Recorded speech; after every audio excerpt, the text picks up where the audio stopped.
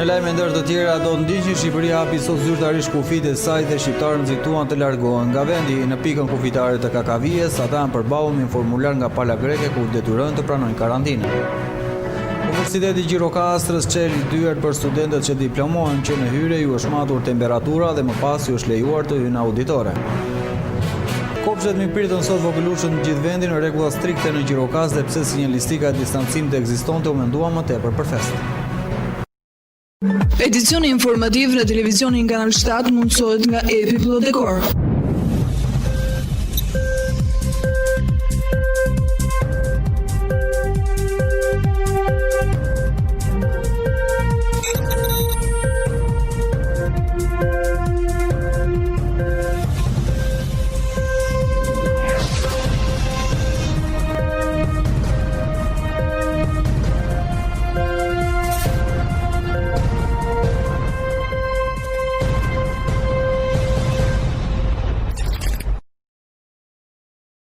Ju përshëndes të nderuar teleshikues televizioni Kanal 7 në edicionin informativ.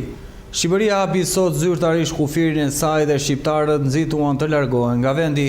Në pikën kufitare të KKV-s, ata janë përballur me një formular nga pala greke ku detyrohen të pranojnë karantinën. Hapja e kufimit në Republikën e Shqipërisë ka bërë që shqiptarët të nxitojnë për të larguar nga vendi. Në pikën kufitare të KKV-s kanë qenë të shumtë emigrantë që po largohen nga vendi, ajo që mund të quhet surprizë. Për ta ka qenë një formular i përgatitur nga pala greke, ku përveç se të dhëna personale, pranonin dhe karantinimin prej 14 ditësh.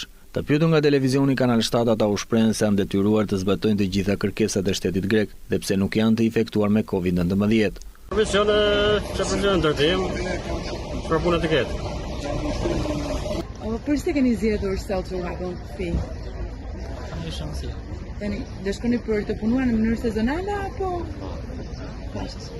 Nga vini, nga cili qytet? Nga Elbasan. Keni ardhur me autobus? Ja, e keni siguruar linjën deri në vendin që do shkoni? Ja, deri tani. Përse largoheni nga Shqipëria? Për punë, sa punë. Ja, kujtojnë të apësoni gjithë? Po. Përse po shkoni në Greqi? Për punë. Për punë, në mënyrë sezonale? Jo, jemi në lehtë, nuk kemi. Dhe keni zgjedhur sot të hapun kufin? A keni frikë? Jo. Nga Covid-i? Jo. Po, Se të hapun kufin? Për punë, për çfarë? për punë. Në mënyrë sezonale apo jeni me dokumenta? Unë sezonal në një ishme jam shef kuzhinë, ishe blokuar për bashkë, tani me herë të dobë të A u leverdit si do të qëndroni në karantinë në Greqi? 14 ditë? Po, Do të qëndroni? po. Po formularët çfarë thoshtin që plotësuar? Formular, të dhëna tona, do më thënë, emrin e tim, mamas, babajt, dhe ku jetoj, ku rri, ku tojnë, formular. Po kontrollet shëndetësore, a ju janë kryer përpara se të ikni apo jo? Jo, dherë tash një. Po, unë kam qenë në garantinë, i kam marrë masat vetë për vetën time dhe gjithë shka. E rrofë, rrugë të mbarë. Faleminderit.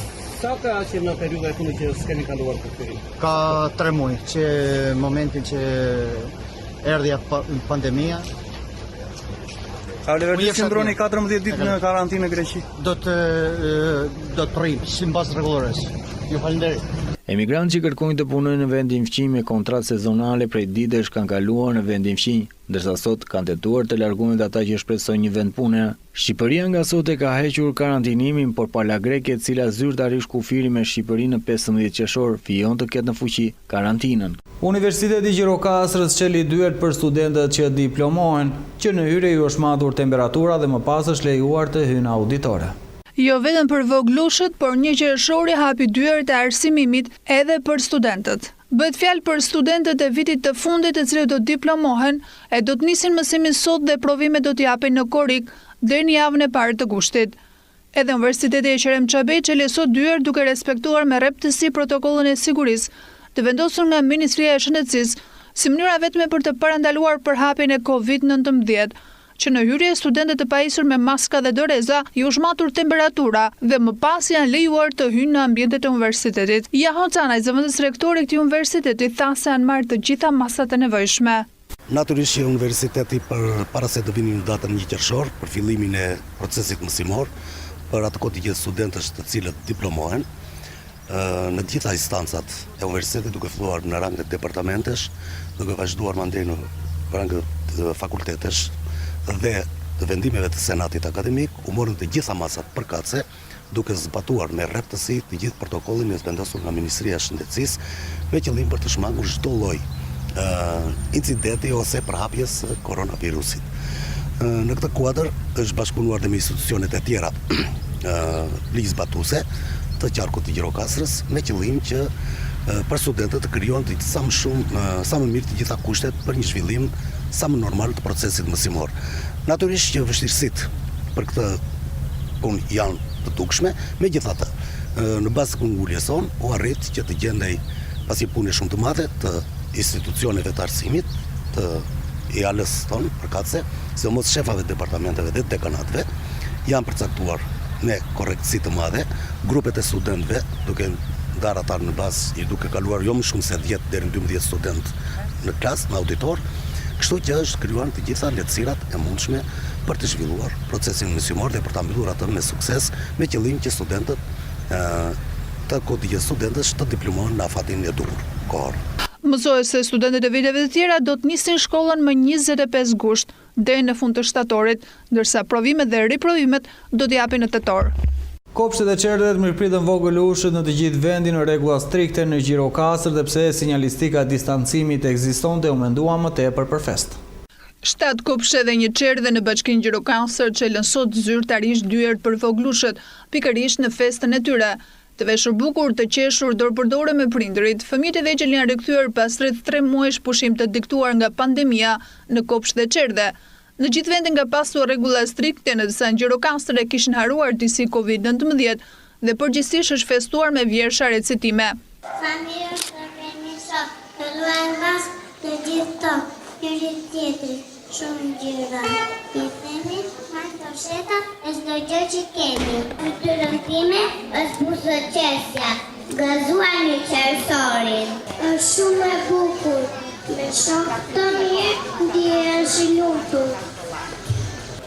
Ky tani një mëngjes i përmbyshit një kërkesë. Një Qershori po afron të presim në kopshin tonë. A do të ishi babadysh? Zgjodhi babadysh i plak, 2 buqeta me zambak, 2 buqeta borë të baka, 4 libra plot me prallë. Dhe pastaj tha Urbanit, çon te kopshti i Artanit. Ja në kopësht posa hyri, çmbrekulliqi i pasyri. Gjithë fëmijët rreth e gjatë, si buqetat me zambak, hedhin balle, recitojnë, një Qershori e festojnë. Baba dyshi, sa e pan, por si zojt ju mblodhën ta, dhe i bën një kërkesë. Faleminderit nga zemra. Nëse do të hedhësh një sy në kopshtet në të gjithë vendin, rregullat ishin më strikte, pasi gjithçka shihen në sinjalistikën e vendosur në obor, që duhet thënë që edhe në Gjirokaster ishin vendosur. Në orët e para të mëngjesit, prindërit me fëmijë në krah ose përdore ruajtën distancën prej minimumi 1.5 metër. Më pas në derën kryesore ishte vendosur një vaskë vogël ku fëmijët disinfektojnë këmbët në hyrje, ndërsa prindërit plotësojnë një formular lidhur me historikun e familjes së tyre gjatë këtyre 3 muajve pandemie, nëse kanë pasur në një simptom të afërm apo vetë personalisht të infektuar me COVID-19. Fëmijët nështrojnë gjithashtu të matjes së temperaturës me termometrin digital. Ajo që vjet re dhe duket se do të jetë një panoramë që do na shoqërojë për një kohë të gjatë, është se gjyshrit nuk do të jenë më partnerët më të mirë të fëmijëve për t'i shoqëruar në kopësht. Kjo si një masë mbrojtëse për gjyshrit, të cilët janë më të rrezikuar nga ky virus. Fëmijët do të shoqërohen vetëm nga njëri prej prindërve, mami ose babi, për të shmangur grumbullimet e mëdha. Edukatorja është veshur me përgjegjësi shtesë, pasi ajo në këtë kohë ka për detyrim jo vetëm edukimin e tyre, por dhe monitorimin për zbatimin e masave të marra ndaj COVID-19 nga fëmijët e vegjël, të cilët jo të gjithë e kuptojnë se çfarë po ndodh. Të njëjtat rregulla ekzistojnë për të gjitha kopshtet e qerdhet në të gjitha qytetet e Shqipërisë, të cilat hapën sot zyrtarisht dyert për voglushët. Përqendrohemi në këto momente në zhvillimin më të fundit që vjen nga rajoni Devota.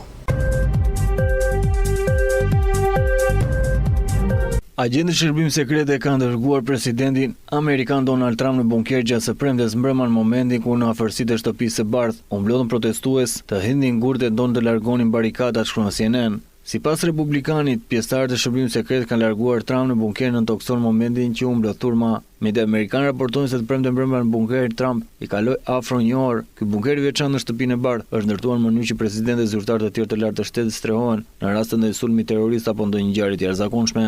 Në anën tjetër, zyrtarët e shtëpisë së bardhë nuk kanë dashur të komentojnë këto pretendime.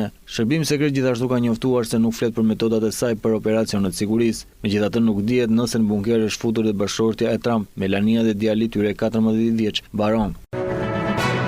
Ish-zonja e parë e Amerikës, Michelle Obama, ka reaguar pak ditë pas vrasjes së George Floyd dhe ka shkruar në Twitter disa fjalë referuar racizmin, një problem më të madh në Amerikë, por jo vetëm. Vdekja e Floyd ka shkaktuar protesta anë mban shërbave, me të cilat njerëzit kundërshtojnë racizmin dhe vrazhdësinë e policëve në Amerikë. Michelle Obama filloi postimin e saj duke thënë se është e raskapitur nga këtë thyrje zemre, që duket se nuk do të ndaloj kurrë, dhe ka kërkuar kontributin e të gjithëve që racizmi të shënjënjoset një herë për gjithmonë. Ashtu si shumë prej jush, më dhe më shumë këtë tragjedi, jam e raskapitur nga kjo thyrje zemre që nuk duket se do të ndaloj kurrë. Tani dhe George, Breonna dhe Hamud, përpara tyre ishin Erik, Sandra dhe Michelle. Thjesht vazhdon. Racizmi është një realitet që shumë prej nesh u ritën duke mësuar të përballemi me të, por dhe nëse duam ta lëm pas, nuk duhet të përballemi vetëm me njerëz me ngjyrë me të. Është në dorën e të gjithëve neve të njerëzve me ngjyrë të bardhëve të gjithëve për shënjosin atë. Fillon dhe ekzaminimin e vetes duke dëgjuar atë që kanë jetën të ndryshme nga ne. Përfundon me drejtsinë, mëshirinë, empatinë, manifestohet në jetë dhe në rrugët tona. Lutem gjithë që kemi forcën për rrugtim, ashtu si lutemi edhe për shpirtat e familjeve atyre që u morën prej nesh. George Floyd ndroi jetën 26 mars, pasi një policë tashmë i arrestori kishte vendosur këmbën në qafë duke penguar frymarrjen. E gjithë kjo ndodhi pasi sipas policëve, ai po përpiqej të përdorte një kartë monedë të falsifikuar.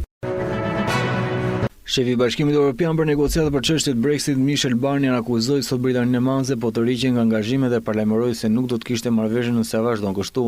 Londra ka qenë duke bërë një hap prapa, 2 hapa prapa, 3 hapa prapa nga angazhimet origjinale, tha ai, përpara një raundi të katërt negociate të Brexit të vendosur për të filluar këtë javë. Nëse Londra nuk do të ndjek formulimin e deklaratës politike të dyja palëve rand dakord, vjesht në kaluar si piknisje bisedim për marrëdhëniet e ardhshme, nuk do të ketë asnjë marrëveshje paralajmëron Barnier.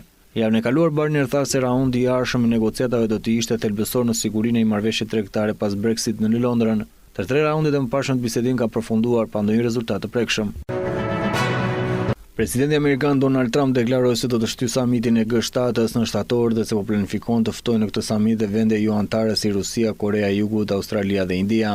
Trump u tha gazetarëve që udhtonin me të nga Florida për në Washington se G7-a, e cila ishte planifikuar zhvillohej në fund të qershorit në Camp David, është një grup shumë i vjetëruar vendesh dhe se nuk përfaqëson siç duhet atë që ndodh në botë. Takimi zakonisht mbledh së bashku liderët e Britanisë së Madhe, Kanadas, Francës, Gjermanisë, Japonisë, Italisë dhe SBA-s. Rusia u përjashtua nga G8, 5 vite më parë si ndeshkim për aneksimin e rajonit fqinj të Krimes. Alsaja Faraf, një zënëse e shtëpisë së bardhë, tha se samiti i G7-s do të bashkojë aleatët tradicional për të biseduar rreth trajtimit të së ardhmes së Kinës. Duke le pas zhvillimet nga rajonet e bota, përqendrohemi sërish me informacione në vend. Bie ndjeshëm kurba e infektuar në vendin tonë në 24 orë, janë vetëm 6 raste të infektuar. Ju informojmë rreth situatës së COVID-19 në Shqipëri. Pavarësisht tendencës së rritur të rasteve të konfirmuara pozitiv gjatë javës së shkuar, të evidentuara në 2 vatra epidemike, aktualisht po shohim situatë të qëndrueshme epidemike. Strategjia e lehtësimit masave do të vijojë paralelisht me shtimin e kapaciteteve dhe gatishmërisë së strukturave epidemiologjike në drejtim të evidentimit, detektimit dhe gjurmimit të thelluar epidemiologjik.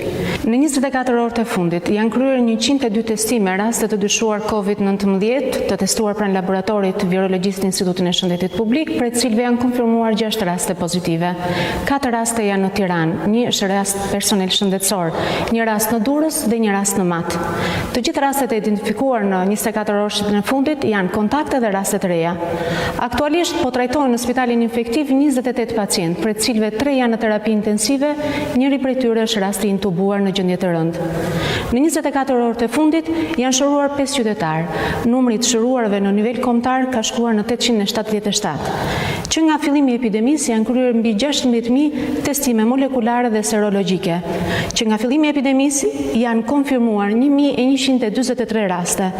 Aktualisht raste aktiv pozitiv me COVID-19 janë 233 persona në Tiranë, Durrës dhe në Krujë. Nga sot fillon lehtësimi më i madh i masave që nga fillimi i epidemisë, me heqjen e të gjitha kufiz televizimeve të lëvizjeve, me hapjen e kufive të toksor dhe një seri aktivitetesh të tjera. Do të vijojnë të ndaluara të gjitha aktivitetet dhe grumbullimet masive që konsiderohen me risk të lartë për përhapjen e COVID-19. Ministria e Shëndetësisë dhe Mbrojtjes Sociale fton qytetarët të tregojnë të kujdesshëm dhe të mos ulin vigjilencën. Është në dorën e qytetarëve që situata epidemiologjike të përvijojë qëndrueshme dhe stabilizuar, duke respektuar rregullat e vendosura për të ruajtur veten dhe të afërmit e tyre. Mos neglizhoni asnjë shenjë të COVID-19. Ju lutem, telefononi numrin e urgjencës 127. Nëse keni pyetje apo shqetësime kundrejt stresit apo shqetësime psikologjike, ju lutem numrin e gjelbër 0800 40 40. Përqendrojmë këto mende tek parashikimi i motit, ku grafika na jep me motin për 3 ditët në vijim.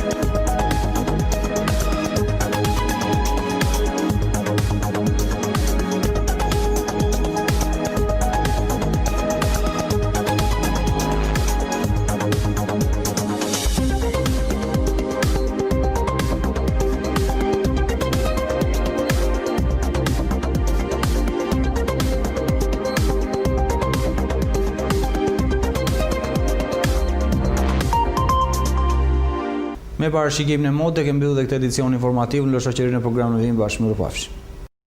Edicioni informativ në televizionin Kanal 7 mundësohet nga Epi Plot Dekor.